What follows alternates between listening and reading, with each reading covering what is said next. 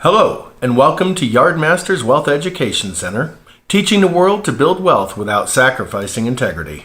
My name is Bill Stanley, also known as Yardmaster, and today's topic is round table theory. Round table theory is one of my favorite theories. It comes from King Arthur, Camelot, the Knights of the Round Table. The king was the king, and it was his kingdom, and in their day and age, that meant something to them in a very specific way. The divine right of kings idea came in, and they understood the king is the head. But Arthur had the idea, whether in reality or myth, doesn't matter, the round table idea is a real idea, even if the story didn't happen. It's the idea that the Knights of the Round Table made decisions together, and everybody had a voice. It wasn't just the king acting capriciously in all points. There was a reality to that. And there's a point to where the knights swore fealty to the king, and therefore when he made a decision, they did it. But they had access, they had a voice, and that gave the king an advantage. Or would have if it was real. Who knows? But round table theory is the idea that a business is a lot like Camelot if it's run properly. Which is why in the companies I form, the parts of the company are all equally important. If they're not equally important, they shouldn't be in the company. Take the yard work business. You have somebody who has to work on an overhaul crew. They're an overhaul worker.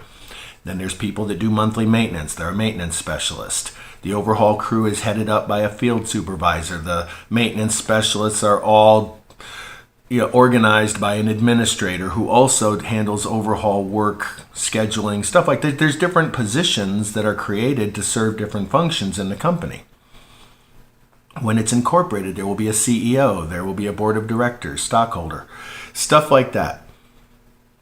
The CEO in my corporations will have the same pay as the guy who got hired a week ago to be on the overhaul crew. Same pay. Monthly salary. Identical. Everybody in the company makes the same money.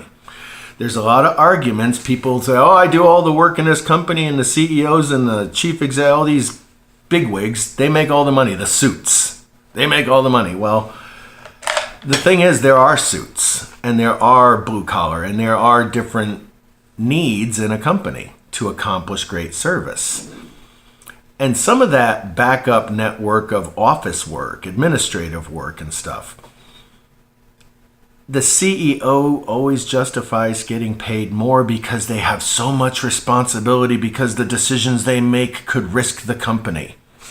Not if the company is designed properly. There is no risk of ruining the company when the CEO's primary job is to make sure all the revenues get spent on the company. It's that simple. Their job is to make sure all the revenues benefit the company directly. And if they have a lot of paperwork to do because they've built a bigger territory, they've got a lot more customers, they have a lot more people to handle. We're going to be talking about labor pool theory coming up soon. They just take a few people off the overhaul crew because now we've got thousands of customers and we don't have a lot of new overhauls coming in, and we have 40 people on the crew. Bring 10 of them into an office job if that's what they would prefer. Now the CEO and the administrator have office staff to do time card work, taxes work, the stuff of business that has to get done. The CEO doesn't have to do all of that work, and they don't have any way that they could risk the company because the systems are safe and foolproof. The CEO's job is to always be thinking, how can I make life better for my workers? Complex asset theory. The idea that the worker and customer together bring money into the company, that extends further. Not only is that so on the company's balance sheet, a customer Yardmaster combination is a complex asset.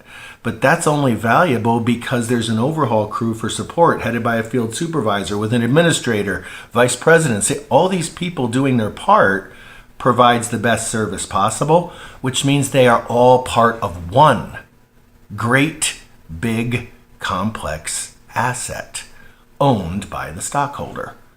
And we'll get into single stock theory so you understand when I say stock owner, it's title deed to the company.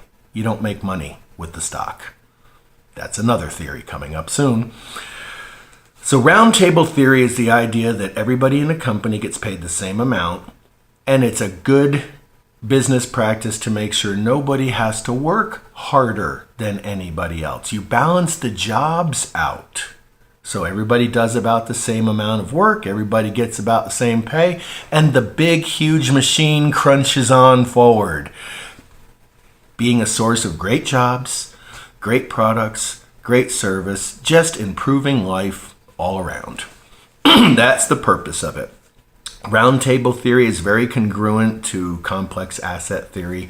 You'll notice when I do theory, why these theories are so important and why there's no how-to checklist ever going to be offered here. Well, thank you for watching this video. If you believe it was time well spent, click like and subscribe and leave a comment below. Because if we all do our part to teach the world to build wealth without sacrificing integrity, we will make the world a better place. Again, thank you for watching and have a beautiful day.